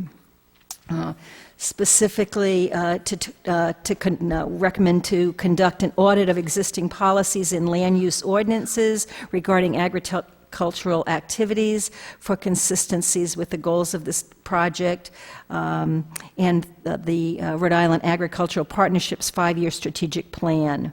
After conducting the above audit, we would consider amendments to identified policies and ordinance as appropriate. The next goal under healthy foods would be to promote and encourage the development of healthy food resources. And we heard, that there's a good array of healthy food in the area, but it might not be accessible to all neighborhoods. It's only accessible generally by car. And so there was a lot of discussion about bringing things closer to people, expanding hours of farmers markets, indoor farmers markets, looking at additional community gardens, some of those kinds of things. And one of the specific recommendations was to develop an agreement between the town and the University of Rhode Island to increase food security and share educational resources and expertise. So that was one of the recommendations there. Another one was to promote collaborations between area food establishments and local farmers that would foster the purchase of local foods by these businesses. We talked about various ways that you might be able to develop incentives for restaurants and markets as well as local schools to buy locally grown agriculture. So those were some of the things that we talked about and that were recommended. And the final area of focus for our project was villages and neighborhoods. And I must say that, not growing up in this neighborhood and being new to it new to the community as I took the position at the Y a year ago, it was really encouraging to me to hear how much people loved this community. Talking to my colleagues in other communities that did this project, there was just not the same level of passion and appreciation for what they already have. Your residents really appreciate the village and the small community and, that whole sense of community and family that you have here. So that was really nice to hear so many positive things. But that doesn't mean they weren't without their recommendations. And the first goal here is to encourage a compact mixed-use development pattern with the existing village areas as appropriate. And one of the specific recommendations was the expansion of the trolley. People love the trolley, would like to see it used as a primary public transportation resource in the area, particularly as they talked about the expansion of the West Kingstown train service. There was a lot of concern around transportation issues that might come with that. If they're bringing in a lot more people, where are those people going to park? How are they going to get to where they're going once they get to the station? So there was a lot of concern about that and recommendation for looking at that further and possibly as a place to extend the trolley to. And let me see. One of the other things was to explore the potential for adopting form-based codes or design standards in appropriate areas to support pedestrian-oriented building design and integration of a mix of uses, and to specifically consider subdivision and land development regulation amendments to strengthen the application of building design standards in village areas so that they very deliberately and strategically support pedestrian, bicycle, and transit activity. So those were some of our goals there. And I'm going to turn it over to Doug now. Thank you.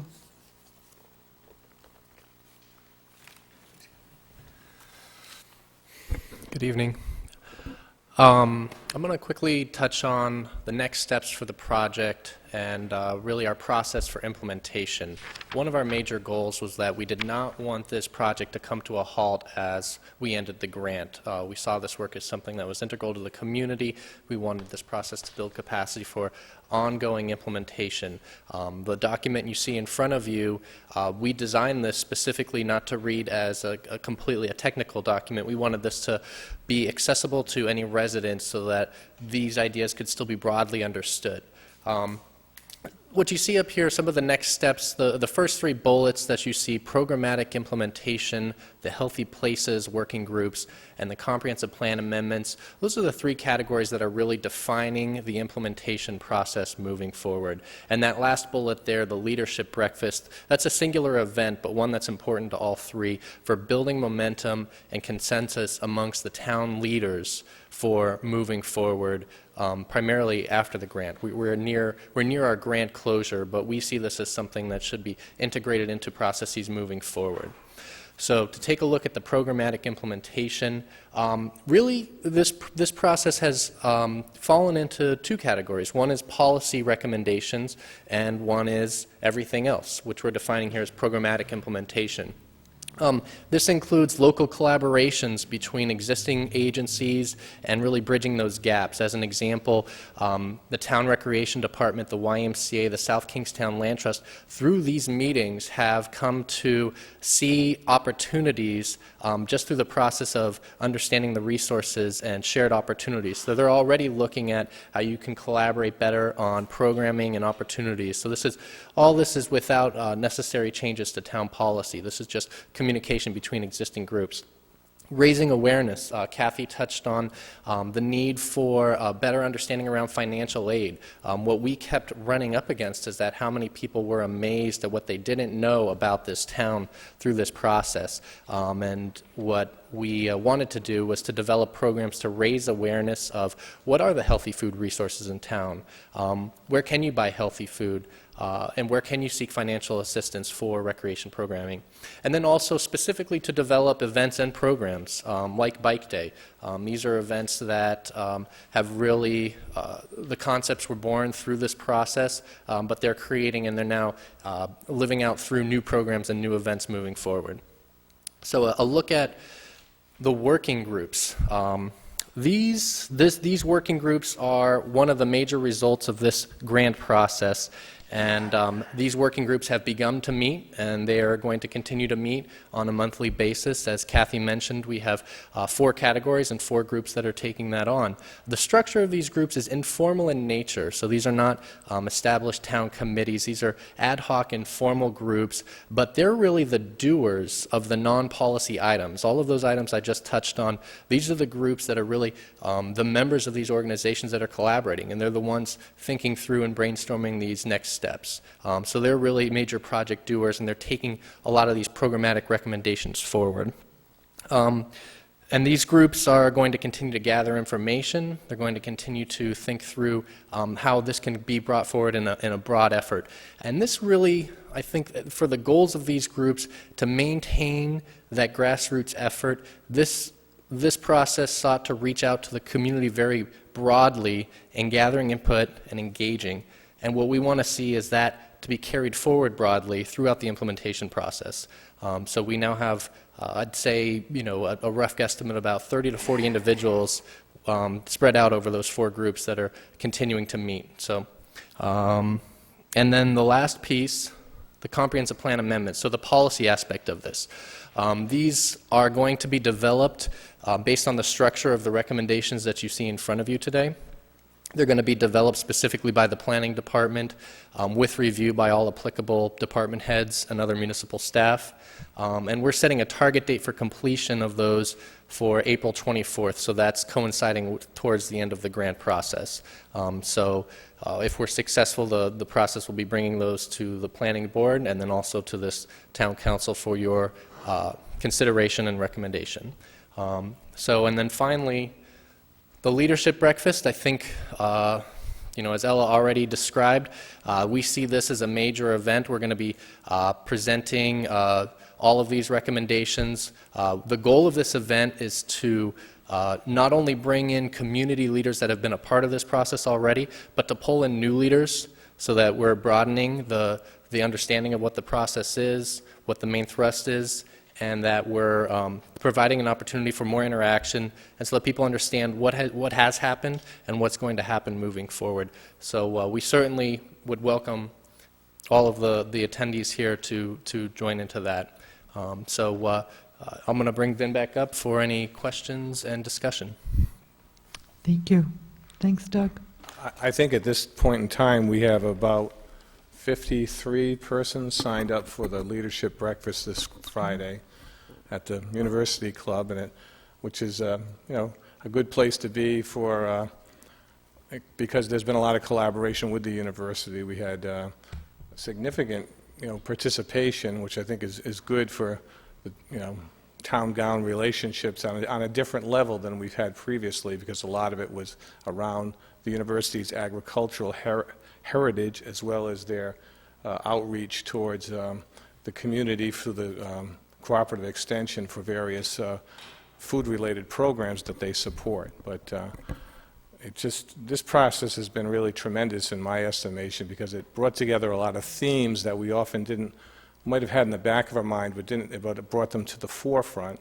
And even though we call the 4 areas as separate themes for the project, they're really all hand in glove in terms of a lot of things the town has been advocating for many years. It's just there's a little more specificity towards them, and to incorporate the idea of health into community just makes perfect sense. It's kind of you know, it's simple but very elegant concept that I think will serve us well. It is my understanding that the state of Rhode Island, through their statewide planning program, is going to be requiring other communities to incorporate similar projects into their comprehensive plan going forward. So, you know, we're a little ahead of the game. It's been a very intensive effort over the last several months. It's not over yet, but I think it's been a lot of times planning. I've said this a couple of times. Planning issues can be negatively charged because some people want something, some people don't. This one's been kind of amazing because it's almost the positive end of the battery we've been on the whole time. So, you know, there's got to be another shoe to drop, I'm sure, at some point. But you know, it's been great in that respect because, you know, there's an education aspect to this that's been a consistent theme, and it hasn't just been, you know, the staff and the consultants and why educating. It's actually come back. It's been a two-way street. It's been pretty amazing, and you know, that's going to have to go forward. But you know, just we've built data sets that we didn't have before as a consequence of this grant, and I think we've got a lot of new tools to add to the town's website. We're going to have, for instance, an interactive map of recreational resources in the town that people will be able to click on and get information on a particular facility. And we're in the process of actually developing that for posting on the website with our Art Lab, our internet consultant, and that's the grant has made that possible outside, you know, the normal relationship we have with those guys. So. We'd be really happy, on behalf of myself and the team, to entertain questions or comments the council may have. What we are asking the council's consideration of this evening is an acceptance of the report as recommended by the planning board, and if that comes through this evening, we would plan to you know, get the formal printing of the report done with a local vendor, which we've concentrated on throughout this process. So there's been that, you know, expenditure aspect, and you know, on a fairly small basis, but that's going forward, and then have those reports ready for beginning of official distribution this coming Friday morning. Right, Beth? Right. So. This is exciting. I didn't know, Vin, if Melissa Walsh was here as well. If we can just, and I see other faces that probably may need some introductions that affiliated with the project. Martha Liz Baldwin from the Department of Health, who's our project evaluator, which is actually she's a lot nicer than the term evaluator sounds. And a number of people from the public who have participated, you know, throughout the process. So here it's real nice to see. Terry obviously has been throughout, and Rex Eberly has been a participant, as our special legal counsel has attended virtually all the you know, there's been lots of meetings. If you had to ask me how many we've had, I probably couldn't tell you off the top of my head, but there's, you know, even, you know, we've been meeting every week for at least a couple of hours at the Y or here at the town hall, and we're continuing to do that, so. And the grant has subsidized certain aspects of municipal salaries based on the effort, so that's been a good budget circumstance as well. So that's kind of so the planning budget will look rather beautiful this year, as it always does, of course, but it'll be coming in a little lower than usual. So okay. Okay, maybe if we could have some lights here at the table. I'm going to see if any town council member has any questions. Thanks. The question that I have is, was Economic Development Committee involved in any of the meetings? Well, as a matter of fact, Sue Marcus Susan? from the EDC has been at virtually everything, so she's been a great participant in this. I think maybe some other members may have participated hither and there. Yeah, right. Because it is an interesting way to look at economic development through a community health lens, I think, not to quote Susan, she's talked about everyone may drive to a place to spend money, but everyone walks to the cash register, right? So, yeah, they're thinking about how pedestrians can contribute to economic development in the community, and obviously downtown Wakefield is good testimony to that, the opportunity to make multiple trips from one parking space and visit a variety of our unique merchants and services here in the community. So do we have questions here at the table? I was just going to say, it's an absolutely beautiful brochure that you've put together here.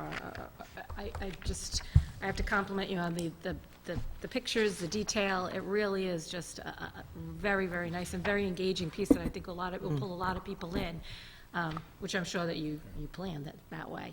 And I think it's positive, with the people, participating in it, because years ago, I think my son was a baby, I was pulled into a thing from the DOT, and it was talking about the bike paths, and I just happened to be called, and, so I went to a program on something of this basis about a walking community. So, I mean, this is kind of something that's been going on for years. It's, interesting to see what the information back then versus then. But they gathered a lot of information and talked about the greenway, plans that in the future, and this bike path that was going on. And just to see what's happened from there to now, I can't believe it's been that long. And my son, who was a baby in a carriage back then, is now in college. But I think that, getting this basis and just to see what the community will move on to, it's a great plan that's put in place and some great ideas that I think, for the next, group of people in the town to, pick up and move on with. So I really compliment you on this. I'm going to try to get to your meeting at 7:30. I'll have to be out of there by like 8 or 8:10 to go to work, unfortunately. That job just gets in the way. But I really do want to compliment you on it. It is a great and it does pull you in. There's a lot of good information here. The major credit for the report, the look of it, would have to go to Beth and Doug and Melissa. And the rest of us worked on it as well, but the less senior members of the team actually put that together. And we, as Doug mentioned, we made a conscious effort to try to make this a real user-friendly, colorful document that people would find interesting to pick up. And we had, professional photography augmented by some of our pictures taken by the team. But, I think we're very pleased with it, and I think it's a beautiful product, and it'll be a good means to keep the engagement and momentum for the project going forward. No, it's just the positive, the examples of existing buildings in the town and the residential design and that whole talk that we've talked about for been how many years, infill and, right. It does give, it kind of educates the public on the stuff that we know and we've dealt with and, over the course of the years in different meetings. Yeah, and during the summit, we had a visual preference survey working group, and so it was really interesting. Even early in the project, we had some training done that Nancy and myself and members of the planning board and the Y staff were trained by the National Charette Institute back in August. We spent a week in Providence. It was really very intense training, but it's proved highly useful in terms of just learning how to conduct the outreach and engagement on a much deeper level than is traditional. So that's going to be something that stays with us, and it'd be useful for this and for other things moving as we move ahead. So, a lot of good stuff. So. Carol? Yeah, I agree with Kathy. It's a beautiful brochure, and kudos to all of you for the good work you did. I just had a couple of questions. I love seeing the familiar faces in the brochure. That's really nice. But for all of us that see you guys around, Andy. But I think a lot of this goes, Vin, and correct me if I'm wrong, but the meeting we had with the planning board on the swapping of development rights, I think I'm saying it wrong. We had a meeting with Transfer of development development rights, and that might work well in this whole plan also. Yeah, that concept could be considered as part of the, a means to preserve land and support agricultural uses in the town, as well as consider infill opportunities in the areas that have infrastructure that can support some higher level of density than you'd want to see out in the outlying areas of the community. Yeah, that would be nice. And the other question I had about the trolley, I think the trolley is a great idea, but does anybody, like last summer when the trolley was running around Wakefield and different areas, why is nobody riding it? Did anybody look into that? I mean, that's one of the questions I always have on the trolley. It seems like such a great idea, but when you see it go by, there's nobody on it. Well, I think the idea of the trolley or the improved transit service to connect areas of the town, we thought the trolley might provide a vehicle for, Yeah. expanding on that, but it's a privately run enterprise, as we know. Mhm. And so I think there's going to be an engagement with the operators to see what kind of opportunities might manifest themselves to maybe gain a broader base of support. And it was when the initial phases of it. I have seen the trolley down, a similar one that runs down to Westerly in the Watch Hill area. It's packed all the time. Right. So maybe it just takes a little Yeah. promotion and getting used to for the community. But a big part of this discussion was, what other ways can we move around the community other than completely relying on the automobile? Be it because there was a great deal of discussion about public transit and how we're underserved in that respect, Mhm. which was also pointed out in Linda Barden's that review done for through the Welcome House and other social service agencies, and bicycle pedestrians. So considering all the different ways of getting around, and some are a lot healthier, not just physically for the person, but for the environment as well. So. Mhm. But, that's something we need to talk about. Yeah. I think that's kind of a concept, and, exactly how that may come to fruition as a more robust opportunity for transportation alternatives remains to be seen. Yeah. No, I think the trolley is a great idea. Maybe it didn't, the times that you could catch the trolley, I think it was 2 hours in between Right. each ride, which may be too long, for some people. And then the other thing I thought was a great idea is the collaboration between area food establishments and local farmers that will foster the purchase of local foods by these businesses. And the incentives that you're talking about are reduced application fees for certain food-related projects. But, I know Susan Marcus has talked about this before. Signage on the bike path, maybe of some of the businesses, maybe that would be an incentive that could be added to that. So if you're going to ride your bike to go to the market, give a nice little sign on the bike path as an incentive to buy local, and for businesses that are purchasing local Yeah, foods. one and of the goods. things we thought about was trying to connect some of our really good local restaurants with the many, agricultural providers and farmers in the community, and try to build upon that. Some of that, I think, is emerging anyway, but Right. to try to just create an atmosphere of communication and education that can help to foster that, I think would serve as well. And, agricultural uses and aquaculture is one of the few shining stars of the Rhode Island economy, and to try to link, and restaurants, it seems to be doing reasonably well in spite of the recession, to connect those together and promote that. Locally sourced foods is a term you hear a lot, and I think, that's a good selling point for restaurants, and to try to raise that level of awareness would be part of this effort. Oh, yeah, it's great ideas, really. Thanks. Thank you. Yeah. Other comments here at the table? I'd just like to bring a few, looking at this wonderful, and I concur with both Carol and Kathy. I was very surprised to what residents told us about that low-income respondents surveyed were less likely to agree that bike trails were easily accessible. That was like 64%. So I think that sends a message to us as a community that maybe we need to do a little more education there, a little more reaching out to our, lesser advantaged. And I think I would like to send the message to the school committee, the crossing guards, the importance of the crossing guards and the safety, that the survey told us that people felt really comfortable with. I was surprised about the advertising with the tobacco products. I don't know of any place that advertises tobacco products, but it states here 11% of all residents surveyed felt tobacco products were advertised a lot in the neighborhood. So, I mean, I don't know if there was feedback on that.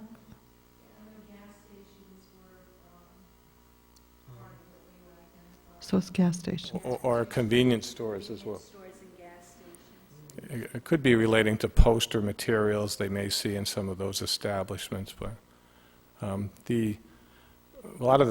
of the survey was derived from data that health was interested in gathering, and you know, tobacco usage obviously is something that impacts health, and I think there's probably a correlation of the lesser advantage in smoking to some degree. So I think probably, this is a guess, I don't know for sure, but tobacco products are usually advertised, as Kathy said, in gas stations and convenience stores, and those are more likely to be in neighborhoods that are of lower income. Right. Convenience stores are more frequented by young people, so. But you are correct that, you know, some of the survey results and other things we've learned from this project points to a need for communication and education regarding these health issues in the community, because that can go a long way towards improving the conditions of our residents, you know, in that respect. Right, and I see the connection here between URI and, you know, buy local products, grow local. Was there any discussion with Rhody Fresh Milk? Well, we had Ken Ayers was a project participant from the Rhode Island Department of Agriculture, and there was a lot of discussion about local products, and Rhody Fresh was discussed a little bit, you know, in the context of the university, as I know the council's aware of. But what was kind of interesting, that the university, I guess, does a lot of local buying that, or local production of food that goes largely unnoticed. We were kind of surprised. We had Dr. Rhodes from the university participate, and Catherine Gorman and from the Feinstein Center, and they talked a great deal. I guess URI does a lot of things in some of these areas that we were surprised to learn about. So it was pretty eye-opening a lot of times, because some of the ideas or things that are happening, you know, they just weren't well publicized by different segments of the community. So one of the things we'd like to try to do is kind of get all these things together in one resource so people can find the information more easily, or find the programs more easily, or just get the word out. Sometimes it doesn't get out, and you know, a group's chugging along doing a particular project, and they're doing a great job, but outside of their immediate client group, it's not well known, and you know, that it could be better access, better utilized, perhaps, if there was a way to, you know, kind of trumpet about it a little bit. And I agree with, you know, the transportation needs that we definitely need. I hear that all the time. I go to a lot of forums that the governor has. I mean, that is so true. Many residents felt that the bus system was not meeting the needs of the residents. I mean, that is something that we definitely agree with. And I didn't know if there was, talking about Bike Day and, you know, all of this, I didn't know if there was any focus on, you know, biking for all, even the disabled, with any, you know, arm bikes or recumbent bikes. Was there any discussion with that to include all? Yeah. And I know some of those bike shops would probably, you know, help out with that, because it's really something that we want to include everyone in the community. We want this to be, it needs to be inclusive, because we've made that effort, and we need to continue that. That's a very good suggestion. The bike shops have been really great, by the way. They participated very consistently and well throughout the process, and they're still with us. Well, you have a gem with working with Vin. I know the sparkle in his eye, and you can hear it in his voice every time he talks about this project. So. And that doesn't happen too often, I can tell you. Now, this has really been pretty energizing for me as a, you know, somewhat of a, you know, a veteran of the public planning wars for many years, but you know, this has been really a fun project, and the Y has been really terrific to work. You know, Beth has been threatening that this project would dazzle us, and I think it's come very close to doing that. So. And it also has an impact on our planning board, who will also hopefully follow through with some of the charrettes that a model you have presented to the town. So kudos, this is just wonderful, wonderful stuff happening, and it is time for the leaders to, do some resolutions, come forward with some. So thank you so much. Next.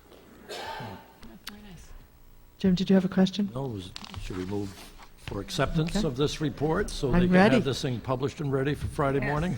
Second.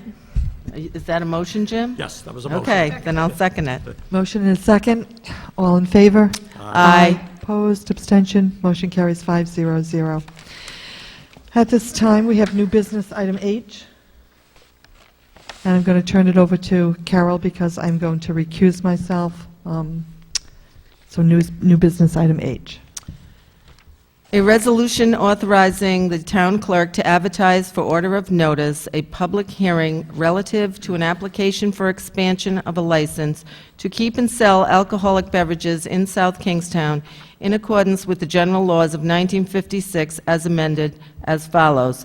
Class B victualler liquor license. Application for expansion from a Class B limited to a Class B victualler liquor license filed by Phil's Kitchen, Inc., doing business as Phil's Restaurant, 323 Main Street in Wakefield, Rhode Island, by Kenneth Tetzner, Vice President.